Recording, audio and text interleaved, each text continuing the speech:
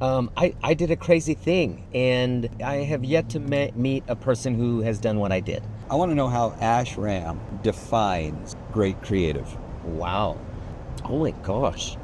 That's pretty freaking powerful question. Hey, Ash, you want to go grab a treat? Let's do it. All right, let's go.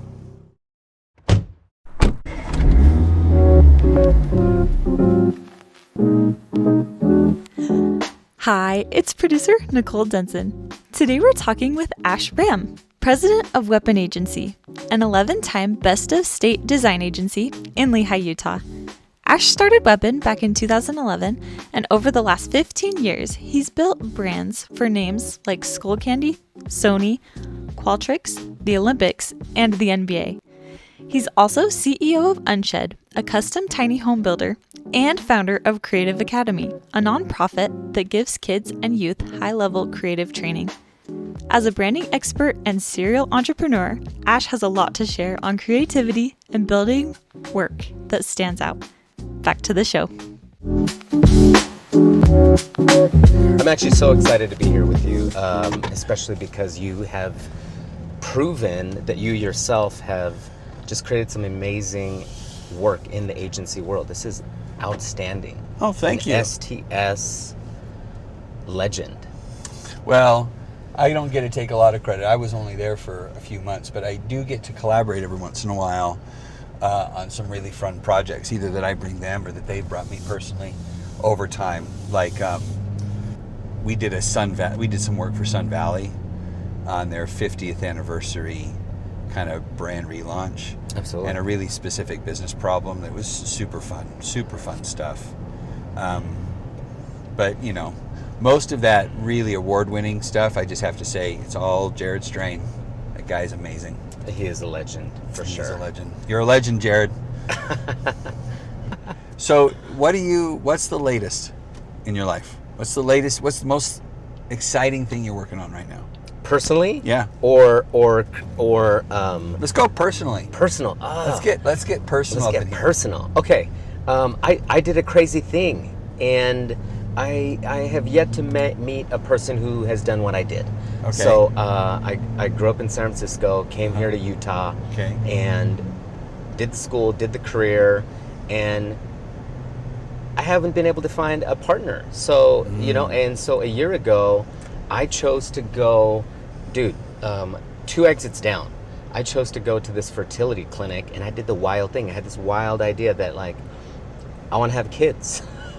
And so I did the weird thing, like went into the little weird office, did my thing, and we made embryos. Wait, what thing are we talking about? We made embryos. Embryos were made, and then I decided as a single male to put two of those embryos into a surrogate, and they both took. Another 2 exits down this way. I have a nanny. I actually have 3 full-time nannies, and I have twins. Nice. So as a single male, I have twins.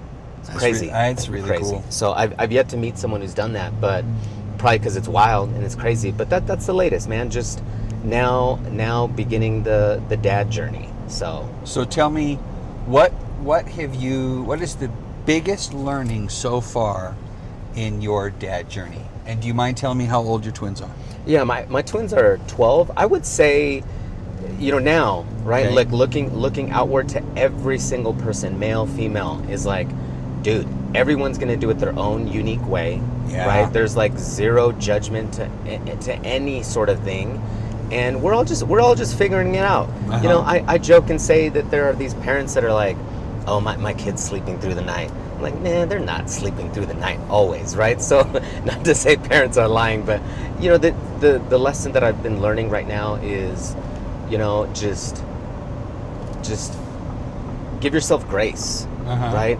Parents give themselves grace, kids give parents grace, parents give kids grace. Just everyone show empathy for each other, right? love We're that. all just figuring it out. I love that.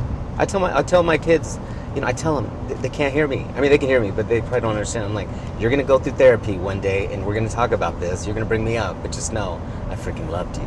I love you. I Do you have kids? Yeah, I got 3, and I'm divorced. I divorced 6 years ago, and I had a faith transition at the same time, and I do not recommend it. I do not recommend stacking those 2 things. Yeah. And it wasn't an easy divorce. It was a pretty contentious one. We co-parent well now, and I'm super proud of her. She's a fantastic individual when it comes to working with the kids and really trying to show up the best way that she can. I have to give her a lot of credit for that, and I feel like we've both grown a lot. But one of the things, the thing I learned out of all of that, because I needed, as I think we all do, needed to grow up, and I think having kids is how most people really are faced with having to really grow up. Sure. And but what I needed to learn for me was I had always approached parenting as it's my job to bring those kids into life and to prepare them for the future, but to bring them into the future. Correct. Right? No. We follow the next generation into the future. We learn Amen. from them. Amen. Think of how, like, from one perspective, youth today. From another perspective, man, youth today. And I choose that perspective. Oh, absolutely. Absolutely. Kids, for sure. I think humans and all of us come with our own, how do I say it? They come with their own spirit and intentional for this specific generation. We'll get into this, but I'm so freaking excited to be in this time, in this world, in this state, right? Like Utah is incredible. We've always been incredible, but now the world is finally starting to see seeing it in everything, right? Like right over here, we can see at the point, right? There's going to be incredible development a mile away, like a future MLB, right? From the Larry H. Miller Group. Like, it's freaking exciting. Like, we had a chance to actually work with Ryan Smith with Qualtrics. We did their rebrand and their website. And what has happened with Ryan Smith, like, that is incredible, right? What a tech leader has done, transitioning into a sports, really just a state, presence. But what he's done for the Jazz, the Mammoth, and just sports entertainment in Utah as a whole, incredible. Yeah. So I love what you have to say. Is like we're just stacking. We're just stacking. Yeah. Right. So that I did not expect that answer. I think that's. I just have to say, after, and it's easy after you have become a two house family. Is that how we talk about our family now? We're a 2-household family, right? Yeah. That's how I talk about it with my kids. I don't know how my ex does, but it's easy to get in the trap of saying, I'm a single parent, but really I'm not. I'm just a 1 household and a 2-household family. But I have in this process learned what it means to do a lot of the things that I had taken for granted from my partner early on, and it's given me a very I hope a more expanded view of what it means to be a parent, and why it's very, I guess what I'm trying to say is I appreciate a lot of the unseen work that went unseen even in my early marriage when the kids were young. Yeah. Because I've got to do a lot of that now. Yeah. Even though my ex is still handling a lot of that unseen work, or the lion's share of some of that unseen work. Yeah. You're doing all of the unseen work. And so I guess what I'm trying to say is, even though it's controversial, even though I'm sure it's kind of the bias for most people that a 2-person parenting unit is an ideal unit, I don't necessarily think that's true, but I do know that you probably have a pretty rounded out and comprehensive set of parenting skills because you have to cover both bases. Yeah. No, we live in this. We live in the. We're approaching the future, man. There could be robots like holding babies in the future, right? Like within 5 years. Yeah, and you mentioned a few things. You mentioned like a faith transition. You mentioned divorce. You mentioned things that culturally, not only in Utah, are things that we don't talk about as much, but that's something that the whole country and the world, right, doesn't talk about as much. So let's just agree that nothing has to look a certain way. Absolutely. Right? We talked about that with like religion, with thought, the different thoughts that we have with our partners, right? Hopefully, like we can go back to basics. Like the real reason that we get into anything is because we love it. Yeah. Right? We love our person. We love like our religion, our beliefs. So like we love it, and it changes us and it grows. And then the second point is that if things change, right? If there's like a seasonality to a certain client, right? A certain relationship, that is okay. Yeah. Right? Hopefully we can move through any sort of thing, parenting, relationship, career, with mobility and I don't know, positivity, like fun. Yeah, I like that. I often ask. In social circles, one of my favorite questions to ask is, imagine that you knew without any doubt, however you believe your faith, whatever your belief system dictates your path of knowing something. God told you, an alien told you, it's an incontrovertible fact from your biology, however you want to think about it, but you know that you have 3 great loves left in your life. How would you approach the first one? How would you approach conflict resolution in the first one, knowing that you've got 2 more great romantic love affairs? Oh, we're talking about the opposite sex. The opposite sex, or the same sex, just whoever you're interested in. Sure, your partner. Right. Your partner. You got 3 great partnerships left in your life, and you know it. You there's no way. It's like you're shown it, but you don't know when, and you don't know how long. You don't know who. How would that change how you interact in that way from that point forward? Knowing that you're, at least for the first one, you're not solving till death do you part. Yeah. Does it cheapen it? Does it change it? Does it change how you think? And where you think it would change it and how you would be different is your opportunity for growth. Sure. So I love how you're saying that there's a seasonality to everything, because at the end of the day, there really is, whether we want to look at it that way or not, there is an ending to all things. Agreed. And dude, with your wife, I mean, obviously, like the blessings or whatever, that vernacular. But the positive is these incredible children. I say the same thing with, what you're going to describe as the spouse or partner, and then also employees, right? Yes. At Weapon, right? I just say, especially in creatives, right? You're still talking about these relationships you have with like Jared Strain. You're like, dude, we're collabing with this. I'm talking to this guy still, right? And I say that with my employees, our new interns, right? That come from BYU, UVU. I say, hey, you're here for a season, and you're gonna leave, and then maybe a few years you're gonna come back, and then you'll leave. But that's the beauty, at least in our sphere as creatives, is, dude, we're floaty, right? We're flowy, and it's okay. And then one thing that I would say is that just learn to respect the relationship. It doesn't mean that you have to agree. Yeah. Just learn to respect the relationship. That's a great insight. I like that. And I say that with my employees, like, dude, like we'll have like a very respectful relationship, and if you leave, that's awesome, right? But you may come back, and we may collab on another project, and that's happened time and time again. And I know you've already told me that that's happened with you. Yeah. So respect.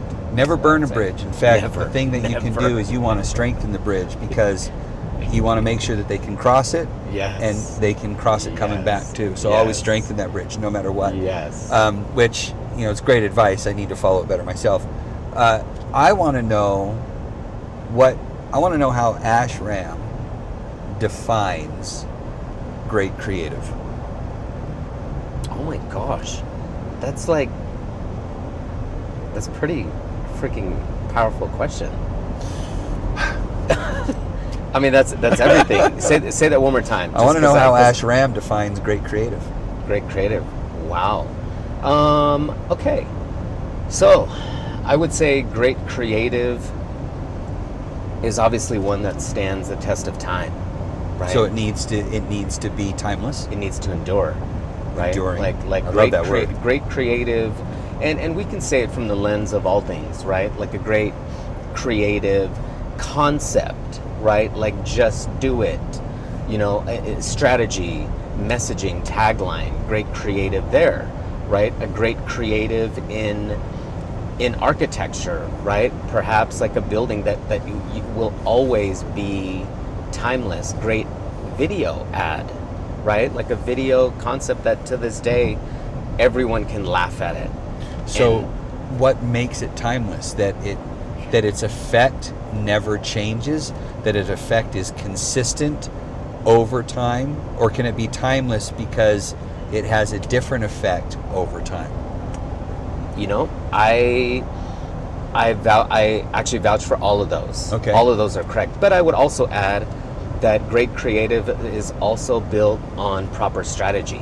Okay. Right? Like great creative has to make sense, right? You have to resolve for obviously the problem solution, right? Great creative is always well thought out. A good friend of mine, Matt Miller, created the concept for the Mayhem campaign for Allstate, right? Okay. And again, we were just trying to resolve for insurance, right? Like we will always get your back.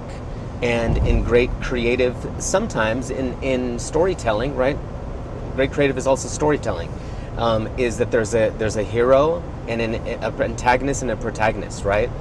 And so in this case, we wanted to villainize the problems of insurance, right? Like, oh yeah, that raccoon could fall out of your ceiling, right? To make it a bad guy, and to personify the bad guy, and then as a way to focus the frustration, and to give him a little bit of nefariousness, is a brilliant move. Yes. It was just a brilliant masterclass in storytelling. I loved that. And I say that for all brands, right? Like say you are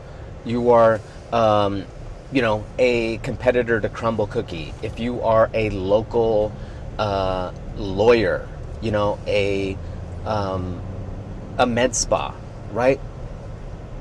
Tell great stories. Yeah. That is everything, Mm-hmm. right? Right now we're working with this luxury condos in Park City, right? And the construction isn't necessarily done. We have some great renders, but everything is storytelling. You need to storytell and tell people why, and they're going to, why they're going to spend, $2 to $4 million on this condo, right? Because it's just great storytelling. So what are the components of a great story? Ooh. Well, we did talk about the hero and the villain, right? But what you're really doing in great storytelling is you're really identifying the problem and the solution. I think another element is tone of voice, mm-hmm. right? Because you have all these brands who would be saying the same thing, right? Like I'm staring at right now Noodles and Company, right? We have so many, in this case, like say we have so many like pastas and noodle brands. Like we could say, okay, in a brand exercise, we would say, who is your ideal celebrity, right? Is it Ryan Reynolds? Is it Matthew McConaughey, right? And so when we do now add tone of voice, humor, a character, that like brings this whole thing to life. Mm-hmm. And a customer's now able to see it. Years ago, people would say, oh, just make this Apple. Yeah. Because that's all we had, mm-hmm. right? We had that was the only innovator of someone who at the time mm-hmm. had just done something so bold and different. Now we have like hundreds of versions of what could be modern. Yeah. Right? It could be mid-century modern. It could be like quirky Stranger Things, right? Like that vibe. So I would say great storytelling is also through the lens of now how you're going to frame it, right? Okay. And we see that in film, we see that in packaging, we see that in everything, right? And a good creative director, a good team also has to decide how is this going to be framed. I like that. From the aesthetic, right? And as a creative team, that comes back to, okay, this is mood boarding, right? This is like, what aesthetic are we choosing? Let's explore like 6 to 10, right? In agencies, right? We would have these like huge walls. Now we can have digital versions of that on Pinterest, right? But Yeah. You use Pinterest in your Absolutely. ideation process. Me Absolutely. too. I do it mostly for easy. the stuff I build, like the furniture and stuff I build. I still sketch out all ideas on I'm a paper and pencil. I still need to Correct. sketch. Correct. I need the tactile. I need my fingers to be touching and to moving. I need to really be thinking with my body. Yeah, no, there's a guy you may know, Travis Chambers. He owned a company called Chamber Media. Okay, And he decided to create these Star Wars micro resorts in Beryl, Utah, Okay. and he wanted it to look like Star Wars. He sent us the original reference stuff, and we were just like, dude, that sucks. It's terrible. Let's redo this. And for sure, like very quickly, I took out a paper and I drew out what I thought would be the basis of the first, units. And then he loved it. We sent it to architecture, structural engineer, and now it's what it is. So, is your background art, design, visual? Sure, Is absolutely. that where you? I mean, were you an artist? Were you a fine artist? Do you draw? Is that your principal kind of primary medium of communication? Is a visual one? I grew up drawing for sure, but I got my degree in advertising. Sure. Spent most of my career in that blend. But if you were to say, yeah, do I draw mostly? No, it would be more. My medium would be more graphic design. Okay, but I but wasn't an illustrator. So you're not the copywriter. You're the art director. I'm the art director. Okay, I'm a copywriter. That'd Yes. be if I Yes. had to. Yeah. Let's go in and grab some Let's stuff. do it. Okay, Ash, where are we going today for our treat? Dude, I think we go to Protein Foundry in Daybreak. Okay, it's so a spot. All right, so why Protein Foundry? I mean, other than the guns that I'm seeing. No. Yeah? I mean, I'm into sweet, but let's show like everyone how we can have like a healthy treat and still have it be feeling good. All right, feeling good on the inside and on the outside. Yes, for our sweet take. All right, so what are we getting at the Protein Foundry? I'm into PBJ. It takes me back to like whatever, circa the 90s. And 90s? so, yeah. The PB, Are you a 90s kid? I'm a 90s kid, yeah. Really? I biohack, yeah. So, Oh, man. Yeah. Well, so maybe you can, on the way there, teach me a little bit of that. Okay, when's the first time you ever had a Protein Foundry PB&J? I want to say, gosh, about a decade ago. Like I was there early on when they first started, yeah. Yeah, so are you typically an early adopter of things like this? Absolutely. Yeah, you just like to try new things all over the place? No, I think Utah especially is like we are becoming the sweet capital of the world, right? Yeah. We are killing it. Right? Yeah, So we all are. eyes on us, right? So Housewives, everyone, Swig, Crumble, they all promote our sweets. Okay. And historically, I think there's a reason to that. Yeah. What do you think the reason is?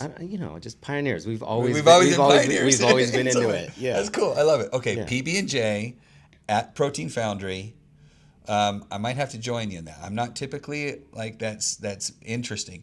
Can I have a little bit of yours if I get something different? Let's go. All right, that's what we're gonna do. It's gonna be fun. Okay. Favorite brand, Ash? Favorite brand other than Weapon? Favorite brand all time? Nike. And why? There's just so much. There's so much history. I mean, you can go. I was just in India like last year. I was in India. Actually, I was in a few places. I was in India. I was in Dubai. I was in Sardinia, Italy, a little island, a blue zone where they live a long freaking time last year. And in all of those countries, but India specific, you're in this like whatever you would think of India, right? You're in this street Lots of people. in New Delhi. There's like a cow that just crossed the road, right? And they love Nike. You know what I mean? And not only do they love Nike, they understand Nike. They understand Nike. There's almost like a reverence that I have for Nike. You know what I mean? It's like it's emotional because of their journey, right? Michael Jordan was the first like NIL deal, right? The ability to recognize that two parties can benefit from, you know, a transaction, a product launch. Nike, because they've curated art forms into shoes, right? They've turned shoes into thousands of dollars, tens and thousands of dollars. Nike, because it's everyone's an athlete, right? From we spoke about this because, you know, it's the messaging of what it makes you feel. So that's me. I don't know Nike's like stock, you know, I don't know like how it's performing in A, B, and C, but for those reasons I have thoroughly enjoyed. Because you have a personal connection with the story that Nike tells, and it's become part of your story. Yeah, and Nike is proof that brands are living, breathing things, and they evolve and change. No idea, right, that Phil Knight and original Nike and what had happened there in Oregon would have turned into what it is now. Yeah. So as a parent, right, and as now a brand, you know, leader, I believe that you have to give, you know, like a parent, you know, you have to give your brand the ability to be what it wants. You can allow it to have guide rails, but if it's founded on the right things, it will become this thing. We don't know. I love that. Yeah. How about you? I do want to know yours. You know, I reference Nike a lot because it's universally understood or universally recognized. I think it's one of the top 10 recognized brands in the world. And because it became a cultural phenomenon, precisely because I think it does align, as a brand, it aligns itself to the human condition. Sure. And, you know, I have a very systematic and specific way that I think that it does that. I wouldn't say it was necessarily intentional by the folks that came up with, you know, how to position it. I believe it was Wyden Kennedy. I think Wyden Kennedy's probably been Nike's... Correct. Yeah, since its inception, right? Yeah. So I love it. I like, for the exact same reason, it follows almost the exact same cadence. Or not cadence, but strategy. Apple. I love it as a brand. But I love probably Apple because when I got into advertising, I graduated, went to Gray in San Francisco, and was hired by a mentor into this space, who was kind of a luminary at the time in the industry. And I got to he put me on the New Biz strategy team, so the New Biz pitch team. And I got to develop strategy as a kid right out of college for the Cisco Systems pitch. And we were competing against Lee Clow at Chiat. Chiat Day. And Lee Clow invented, like he's the one that wrote the words that, you know, Steve Jobs originally. Correct. Yeah, the Think Different. He wrote that campaign. And so we had these hats made, kick Lee Clow's ass. and we went up against him and we won. And I was like, this is freaking so awesome. So maybe from a personal, just professional standpoint, I have a connection to that brand, even though it's kind of indirect. But just from a narrative standpoint, Home Depot's my favorite brand. Okay. And what's one that you love now?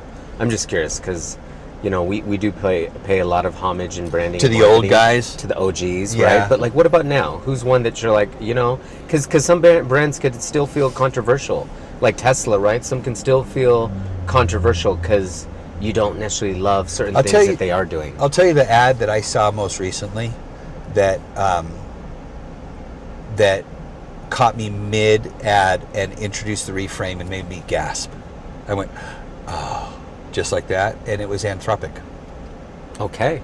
They have this, so I think it's a 30-second spot.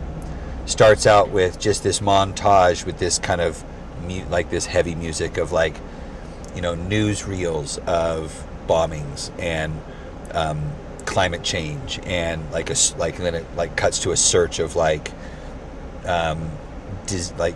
COVID something or something like that. Like it's a montage of kind of doom and gloom. There's a lot of problems.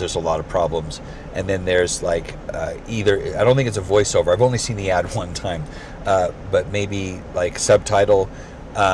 There's never been a worse time in history to be a problem. And then I'm going to get emotional. And it cuts to like young kids 3D printing something new, and a guy in a lab obviously working on some bio stuff, and like, and I was like, oh, yes! And I literally went, yes! Like out loud, and I'm like, preach. Yeah. That was spiritual for me. Yeah. And I'm sure I'm always thinking, if I'm going to be honest and vulnerable about stuff like this, is somebody going to hear this and go, that's silly? Like that's it's marketing, it's business, and whatever. And my response is that that private enterprise is the greatest opportunity for positive impact in the world now resides Absolutely. in private enterprise. Absolutely. And there's a profit model, which just means that it's sustainable. Correct. If you're not greedy. Correct. There's a profit model now for sustained systemic positive change. Yeah. How freaking badass is that? Yeah. No, I would say that we are in alignment there. Right? I don't know where this idea came from, that like marketing is like, or advertising is like, oh, we're going to get people to do what they don't want to do. Right? Yeah. And I'm glad that me and you are in alignment with that. We use words like, being a thought leader as a brand, right? Or building community and having deeper meaning, right? And I don't know if perhaps people are getting it. Right? I think they are. Or excuse me, they are getting it. But I'm not sure if everyone sees that a true brand has to have all these characteristics, and you can do it in every sort of industry, right? Like you can have, that's what you're describing, is that you have this brand that is changing you, is helping you see something in a different way. How you see the world is how you free the world. Ooh. And that is your business motion. Okay, that's my new T-shirt. I'm gonna print. I love that. I already got it printed, baby. Okay. I'm so into that. Yeah. And I think like, we're driving here in Utah, and we see these brands that are coming up and making like impacts in the world. And there's a new one that I just saw recently, just because I know them, Michelle Money, and her and this woman named Jen Clyde created a brand called For All. Okay. And it's a new women's clothing wear for golf apparel.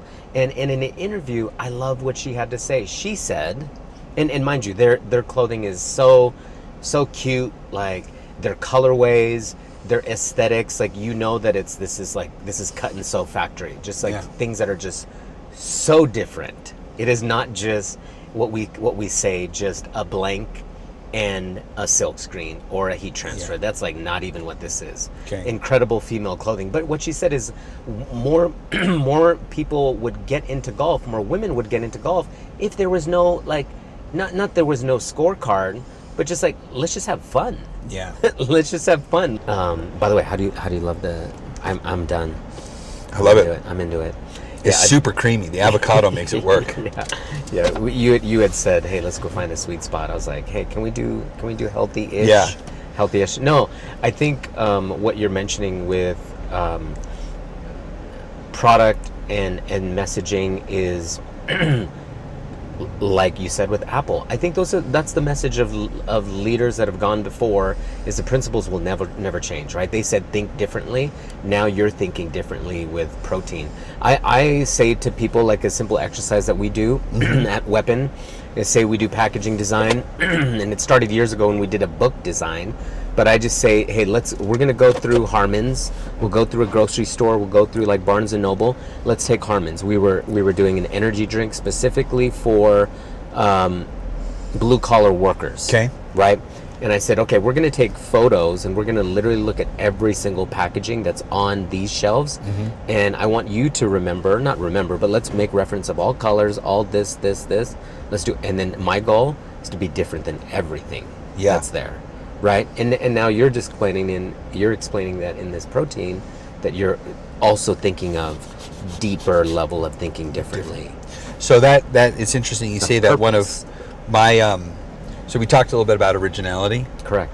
So I in the brand framework structure that I operate, that I use to develop positioning and stuff, it starts with what I call an aspiration, which is the end state that is the universal end state that your customer or any customer is paying you for, right? So you can sell what you sell, but if you can derive what anybody is paying you for, all of those people, the root thing in one word, then you have found that alignment point.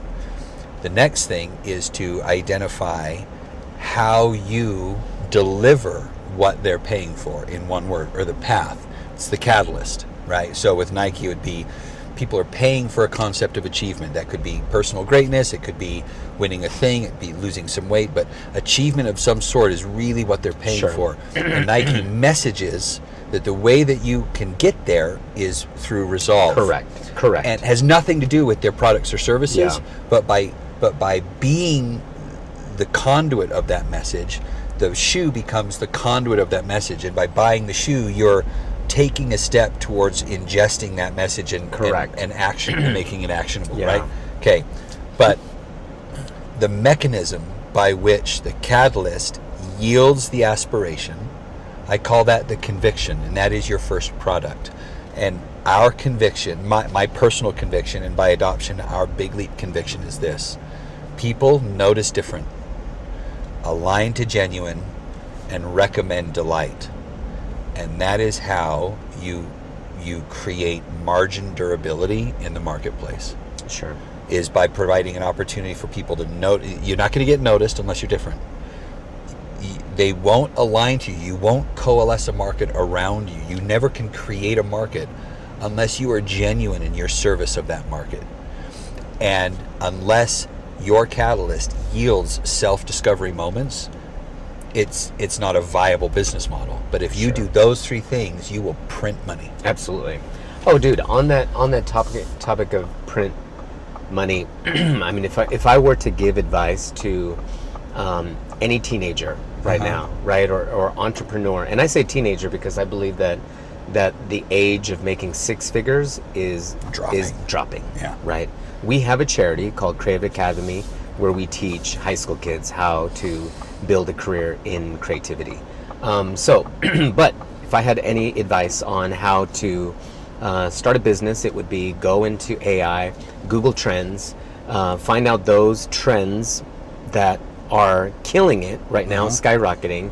And even if you're here in Utah, right, go to your local Harmon's and go to any shelf, any aisle, pick any freaking product, sardines, whatever, find something and rebrand it, right? Yeah, I call that the skull candy approach to headphones. Yeah. Or anything. Jeff Curl did it again with stocks at stands. So tell me about this not-for-profit. No, we as an agency, we feel like we've been blessed. In Utah, we've been doing our thing, and we love to give back. And so I've always been this believer of hey, let's not give someone a fish, right? Teach them to fish. And so and then, dude, I was that ADHD kid. I think I never got, diagnosed, but I was that kid in high school that, I'd read something, and I did get into college, right? My freshman year, I got into BYU right out of high school, but I worked freaking hard at it. I'd read something and then I'd be like, oh dude, what did I just read? Or how am I gonna ask that girl out that I like, right? It was crazy. So for those people, right, who don't excel at math, history, whatever, we have a place. And we as creatives, you and I, are here to show people that, dude, it can be done, and it can be done now, right? So I wouldn't say Creative Academy is like we're teaching people Photoshop, Illustrator. Dude, kids, teens can figure that stuff out right on YouTube. What we do teach them, I'm not even wearing khakis, but we say, like, we teach them how to talk khaki, which is like how to present a portfolio, how to be early for a meeting, we have a game called Price Poker, right? Where on one desk, a kid is acting like the client. We'll say a website project. And then the kid is representing the designer. Okay. And Price Poker is you have a max and min that you're willing to pay for this website, and the kid has a max and min. We say, let's play the game right away first. Oh, man. And this kid is like, I love that. dude, at the end of the game, the kid is like, he got that website, the client got that website for like $200. Because that was the kid's like min. We seriously, I wanted to, like, we gotta do more of this, because I have like a whole thing about that exact thing. No, and so then we tell the kid to ask questions, right? Like find out, discover, like what is the client's budget, like without asking, right? You could just straight up ask, right? But when you play a game of Price Poker, you realize as you start to ask these questions, this kid is now realizing, oh dude, this guy just paid X amount for this other thing. This is how big his company is, right? And so then this min, he's discovering more of his min and his max, and he's able to like find a place in the middle. So in the second round of this game that these two high school kids have played, this kid now is doing that website for $2,500, right? For him, that's freaking lot. We just added a zero to his original amount. Yeah, so I add a zero. So one of the things I always say, like how you free the world, how you see the world, how you free the world, is people don't buy products or services. People buy the story they tell themselves about a product or service. Sure. If you understand the story and can influence that story, you can add a zero, no matter what it is you're charging right now. Yeah. But the important part is not that you can add a zero and get more money. The important part is because if you influence the story, you influence how much that is adopted and the outcome, the degree to which that story will change the client for the good, and that zero is representative of the extra value that you're providing. Correct. Because the goal is not to take another zero just for the same amount. It's to provide more transformation, right? Yeah, and I tell, exactly, and to your point, I tell these kids, forget titles, right? Yeah. Like with AI coming, you should be focusing more on this realization that as a creative, you're just much more, right? This message is for, ad agencies, marketing agencies, and that is, yes, we're designers, or videographers or photographers, but we're creators, we're idea guys. We're the people who are in the room that a client has this problem, and the left brain won't even allow them to really think about this new way of solving their brand problem or their ROAS on an ad, or the ROI on this new whatever manufacturing facility they bought. But the creatives are the ones who are like, dude, we're unadulterated. We're gonna come in and we'll figure it out. So how do you get a client that is, as you say, stuck in their left brain? I would say that is looking at a problem by a certain set of criteria, as opposed to maybe an expanded or a different and equally viable set of criteria. How do you get them to migrate or to include or to look at it from an expanded viewpoint? Do you have a playbook for that? And when do you start trying to do that? to get a client to think, to see the problem outside of maybe just, as you said, from a ROAS perspective.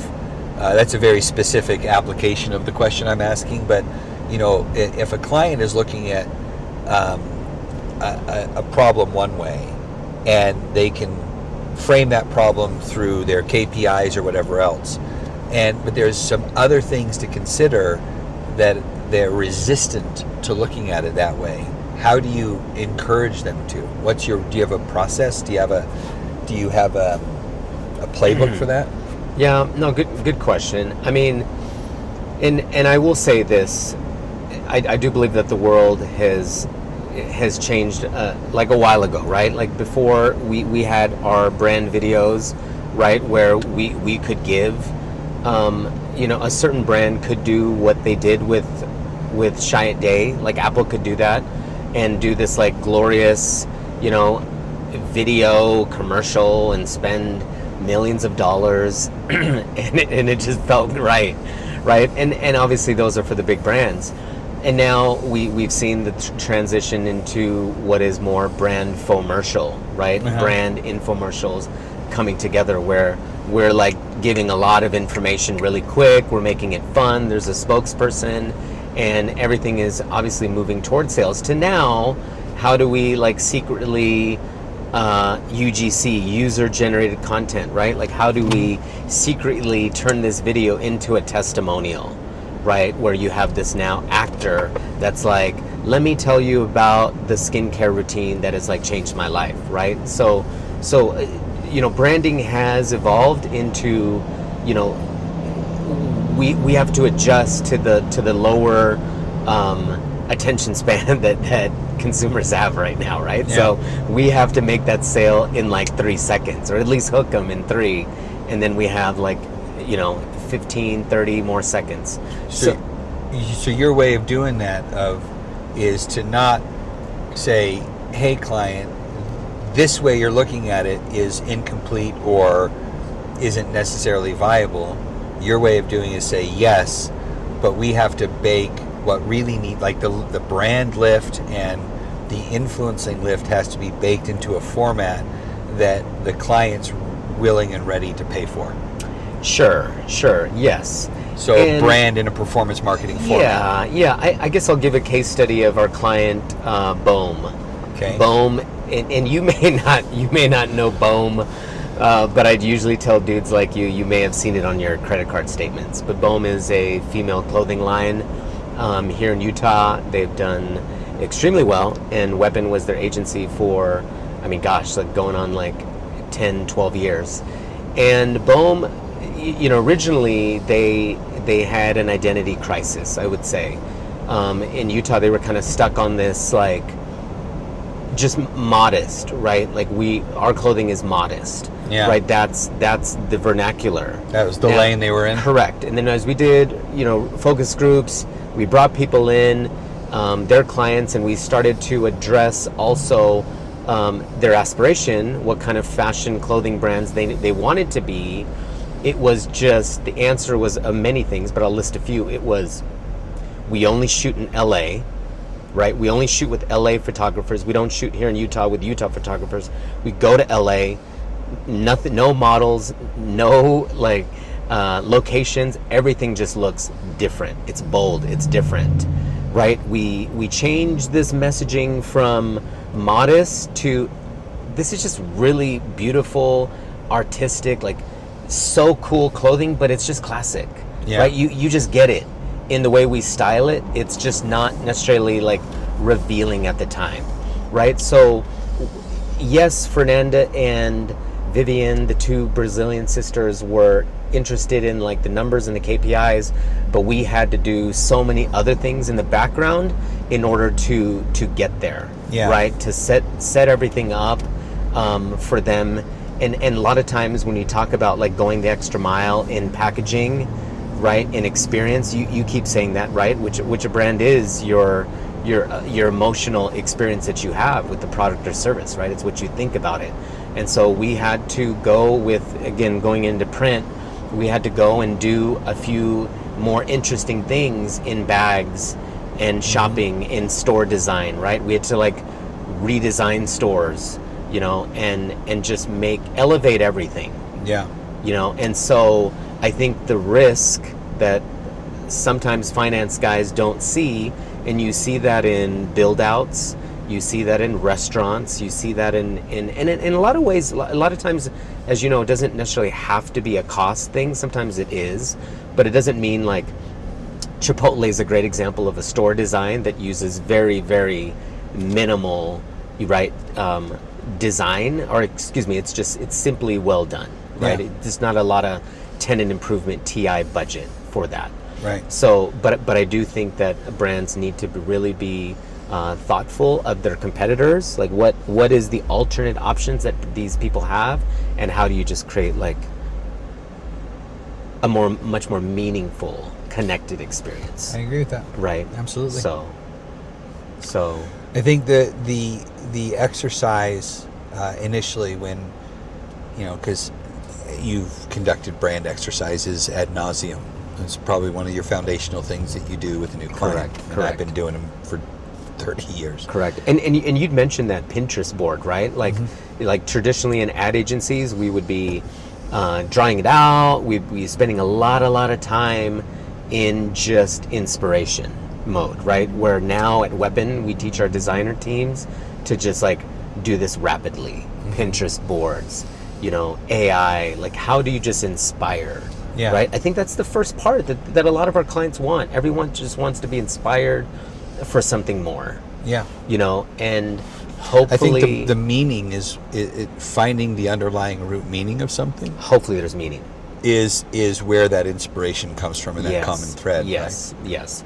If at Weapon we say that we blend art and science, right? So for us it is psychology, right? It's like why are people doing what they do in your particular market? Like what do they deeply want? And then you ask them another question, right? This is an exercise. Like I learned this in college. A teacher walked up to a student, why are you buying that shampoo? Why do you buy that shampoo? Right. Because da-da-da, she said this. Okay, but why that? Right. Oh, because of this. Just keep digging, The 7 whys. digging, right? 7 whys. Yeah. So, you know, AI, you know, the future, all this stuff, it's just making things perhaps more simpler, but the principles have been age-old principles that will never change. We're human. So, you're not really concerned with or frightened by AI then? I think AI, in many respects, will, in marketing, separate the average marketers, you know, and average creators. But it is definitely, the future is for the originals, right? Yeah. Yeah. It's for those people, because now there's this like higher bar. Absolutely, it's now our time. And I will say, dude, I see all these like AI videos, and they'll add the noise to the photos, and they'll make something look retro. I'm like, dude, that's what we did. You know, that's the dark room. You know, so it's just like you know, AI really it's learning. It's learning, and it's copying what we have done, right? We see that in our teenagers' fashion, right? We see something that's being done, and you're like, dude, we did that already. So the point of that is be confident in what we've created.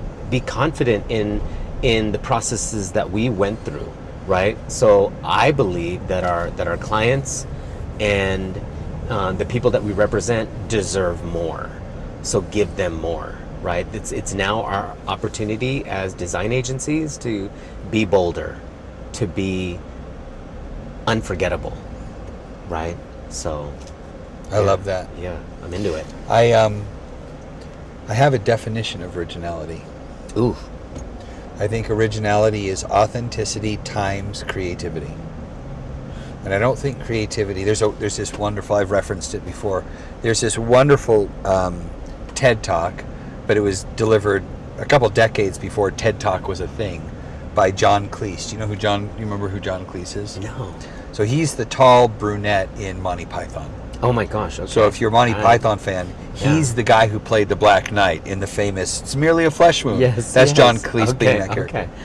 And he was quite an academic, actually, and really studied humor and creativity and play and kind of the confluence of all of those things. And he delivered, you can find it on YouTube really easy, he delivered this fantastic address about what creativity is and how to get to that place. And his underlying premise is that creativity, much like the Nike campaign about greatness, is not a talent.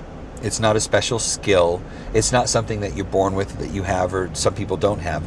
It's everybody inherently, innately is creative. Everyone is. And that all it takes is to get into a place where you can be creative. It is a state of being. That's all it is. And you can put yourself in that state of being. And then throughout the rest of the address, he talks about what it means to be in that state of being and how to do it. And I think that just like everybody is unique, everybody can choose to, by nature of just the human condition, show up as they are, authentically. Sure. Sometimes it's a difficult process to get to be able to do that, but I think it's a function of being in a safe environment, being allowed to fail, being at play, which is, I think, when you're at play, you're simply, what defines being at play is you're not afraid to make a mistake. Yeah. Right? You get into that situation and you just start, you just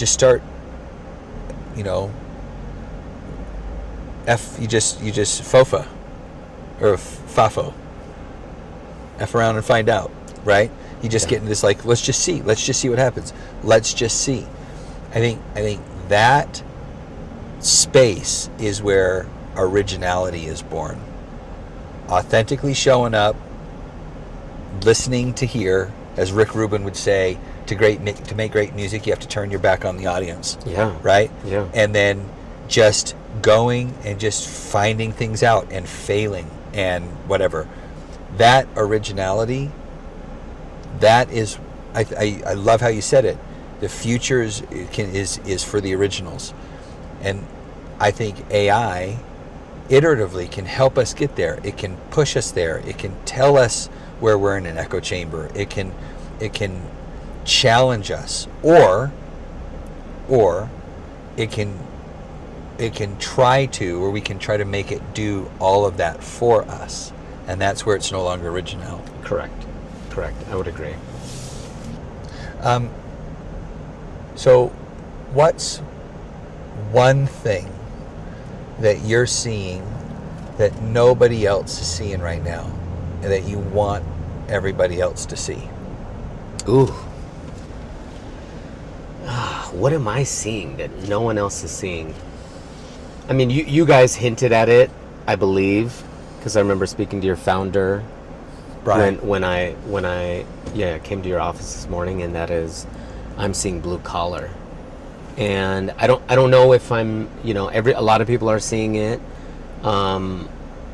but AI is never going to replace the human experience. Like, this is the perfect time for us to be human more than ever, human and connections. So Weapon, we've always been a full branding agency, which means packaging, logo, websites, video, mobile, all that stuff. But another aspect of branding that people forget is also environmental design. So we've done that, but we've also been heavily into like hotels and multifamily and luxury resorts. We're branding this the largest surf park right now that's going to be in the world, and it's in St. George, and it's called Alea or Zion Shores. And so we're branding that. But I think one of the things that I'm seeing that a lot of people are mistaken is, like, dude, right here in front of us is like Silicon Slopes, right? And all the tech companies. But I believe the investments should be made more in tech companies that are deeply connected to much more than than SaaS, software as a service, right? That it is those brands like Remy is one that's new, that's connected to roofing, but blue collar, just actual materials, things that can really separate the distinction between human connection, human needs, things that a screen, a Claude code can't. I think our focus needs to be on those brands, those problems, those in real life things. In real life things, yeah. Okay. Where do you see AI being in 5 years? Much Do you better. think there is a time horizon where there's actual demonstrated sentience at scale? Oh, absolutely. AI is one thing, but AI with robotics is Absolute self-awareness. correct. Real self-awareness. Yeah. What do you think the time horizon is? Yeah, I mean, dude, two total non-scientists figuring out, so it's like, I know. it's not worth the piss what we're going to say, but I'm always interested in folks that have to deal and work with AI, which I know you do on a daily basis. Yeah. When do you think it's going to become totally self-aware? Dude, it's now, like soon, very soon, right? They're already. We'll just say I'm very aware of those that are those sentient, right? Those systems, those robotics that are already in play, right? Which makes it, like I said, which makes our place in this new world very, very, very interesting. Yeah. Like I said, AI with robotics, right? Take literally anything that you choose to do, and now being able to think of like, okay, I usually thought of like drones, right? We could do drone photography of this building. Oh, we can do this flyby and make a little wedding video. Okay, now add like AI, and now throw it into like forest fires, right? And like throw it into like deep surveillance. Years ago, I actually had a conversation with Vivint, right? We designed Vivint.com, and I had a conversation with them. This was like a decade ago. I remember where we were. We were in a dude ranch in Wyoming, and I told them, I said, I don't know. They're like, oh, they said, what would you do differently? What would be Vivint 3.0? And Vivint really isn't into innovation, right? And I said, I don't know, maybe like a drone that comes out of a box on the roof when it's triggered and watches, because you can do that, like watches your property. I mean, I just don't think like kidnappings or things like that, like only having a camera on your front door is like the answer. And I told them that, right? So, dude, just be creative, right? Like we say that, in our charity, creativeacademy.org, we say that. Just be creative. Just think about anything you want to do and write it down. Anything you want to do, write it down in your phone, in your notes. And then like mull on it. Just like sit on it. And then another idea will come. But as you said, ideation, creativity is a skill that we can enhance. What? I think I know the answer to this from listening to you, and I'd love to tell you what I think the answer is after I ask you this. Yes. Because it's like what I've noticed about you. But do you have when so you get in a situation where Vivint comes to you and says, "Hey Ash, what would you do different? Be creative, dance like a monkey, and do it right now. Ready, go."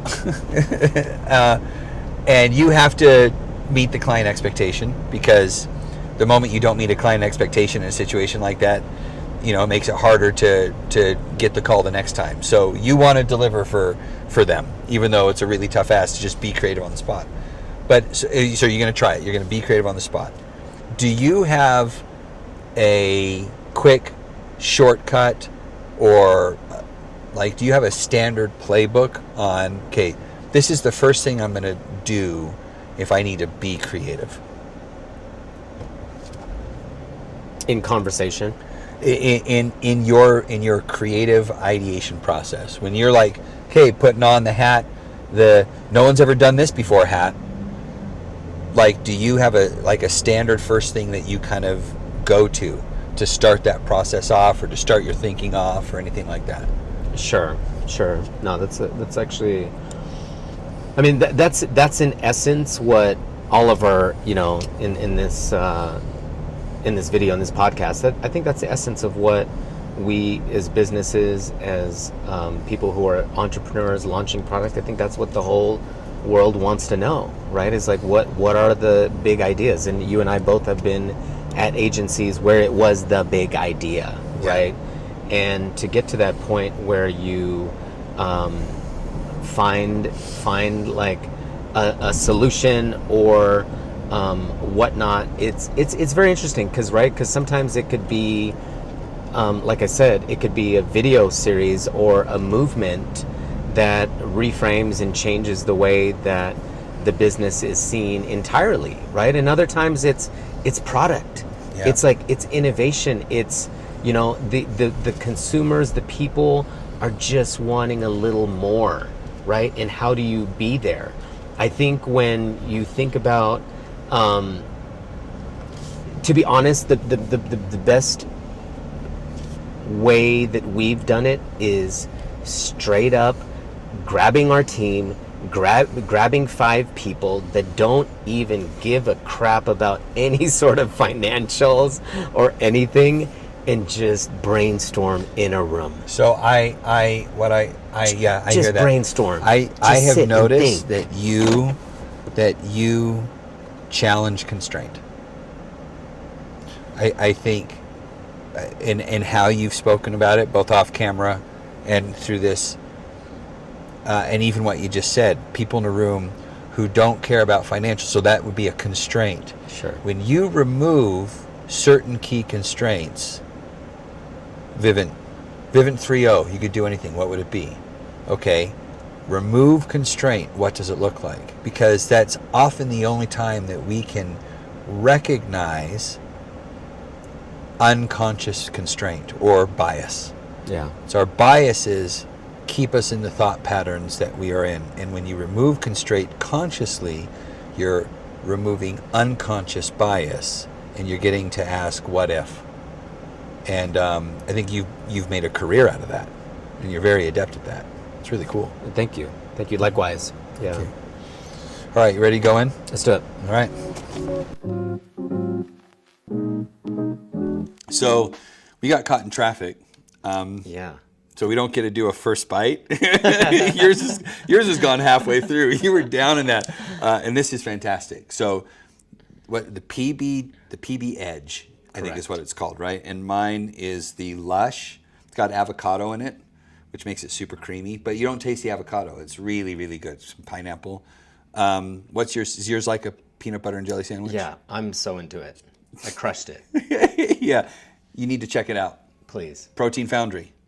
Daybreak. And in Daybreak. Avoid Bangerter when there's like a 2-hour accident. I hope everybody's okay, but it was pretty intense, right? Yeah, Bangerter may be cursed. I think it might be. All right, thanks for coming by. Thanks. All right. Pleasure. This is fun. Thanks for coming along for the ride. If you enjoy Sweet Takes, be sure to subscribe and leave us a review. Join us next time. There's more sweetness ahead.